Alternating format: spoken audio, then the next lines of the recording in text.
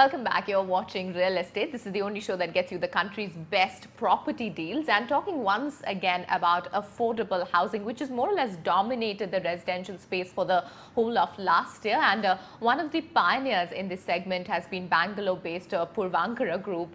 My colleague Balakrishnan caught up with the group's director Ashish Puravankara to find out how they plan to take this concept forward.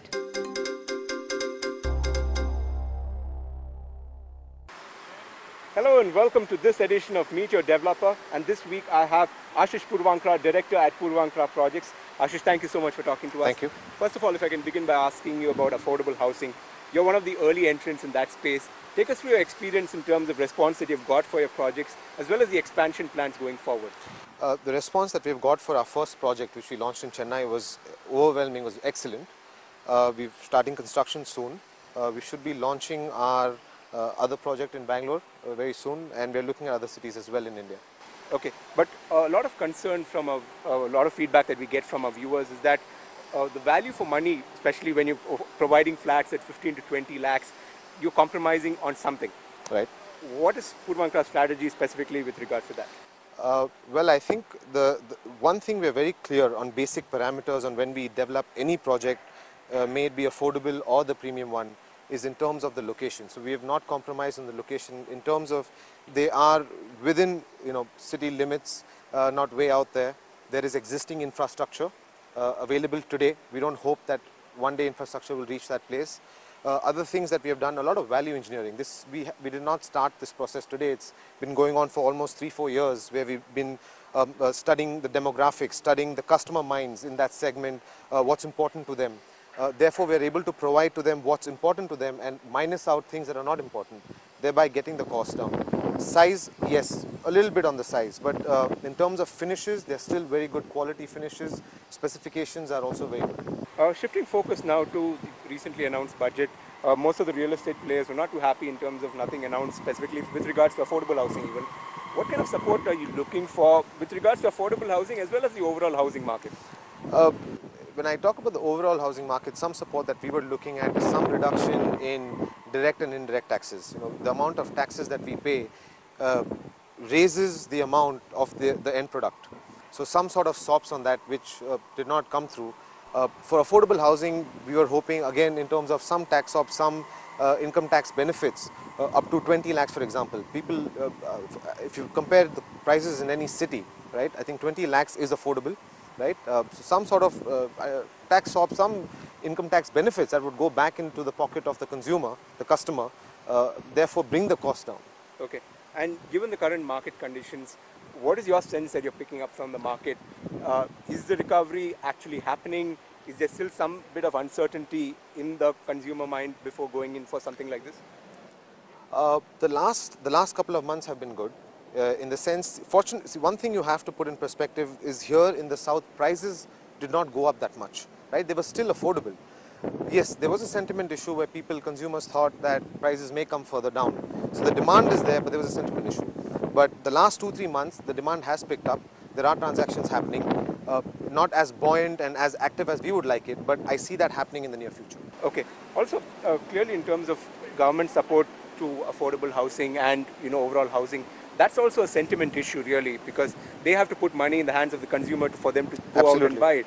How would you deal with something like that? I mean, would you go out right now and sell apartments, or would you hold on for prices to recover and then aggressively sell to the consumer? See, as far as the affordable housing segment is concerned, I don't see a serious concern, because the response, like I mentioned earlier, in Chennai has been excellent for various reasons. One is our locations are good, our specifications are good, our layout, we've put a lot of thought into how functional these apartments should be, so the customer gets more efficient space inside his apartment, right? So it's been received well by the customer. So we're not hoping on any SOPs to come our way from the government for these projects to be successful. There haven't been too many credible players in this space as well. So when a strong brand launches this sort of a product, it has been taken up well by the customer. Okay, in terms of larger growth plans for Puravankara itself, what is your strategy? You said that affordable housing is going to be one of your key revenue drivers. Any other platforms that you're looking at? Yes. Right? One thing that we've done in the last month is that we've actually, we have a strong in-house construction team So what we've done is essentially we've taken that out and formed another company, a pure infrastructure and construction company called Starworth Infrastructure. The focus of this company is going to be essentially to take advantage of all the infrastructure development this country is going to experience in the next 5 to 7 years. Okay. That as well is very exciting. We're going to start bidding for third-party contracts pretty soon. Okay. Also, a lot of criticism has come in that banks are not lending enough for builders like yourself. Has that sentiment also changed? Because right now, you know, the recovery is happening. I mean, are they also loosening their purse strings? Yes, they are. Yes, they are. I mean, I would say the last 3-4 months, you've seen a drastic change in the way the banks are talking to the real estate developers, and also they are opening up and giving out loans. Okay. But I mean, how significant would that be specifically? I mean, for people like you who are completing existing projects, is it very critical? No, for us, I think the more critical was customers getting home loans, where I think 2-3 months ago, banks were not that open to giving out even home loans to end users, right? That is what sort of blocked us. But now, in the last couple of months, banks have started giving out loans, and so which indirectly helps us as well. Okay. Also, in terms of the overall sentiment itself, your specific reading of that, I mean, do you see that changing over a period of time? Still the cautiousness in the environment? There is cautiousness, but transactions are happening. I think people have sort of realized that there can't be any more correction. We have hit rock bottom in terms of prices. There is value in the product, right? And therefore, the last 2-3 months, we have seen transactions happening. There is traction in the market. And moving forward, I only see it getting better. Okay. So there you heard it from Ashish Puravankara. Clearly the market is picking up. They're already seeing transactions picking up in terms of the last few months. But overall, they believe that the market is clearly going to take some time before it actually starts growing back to its normal stage.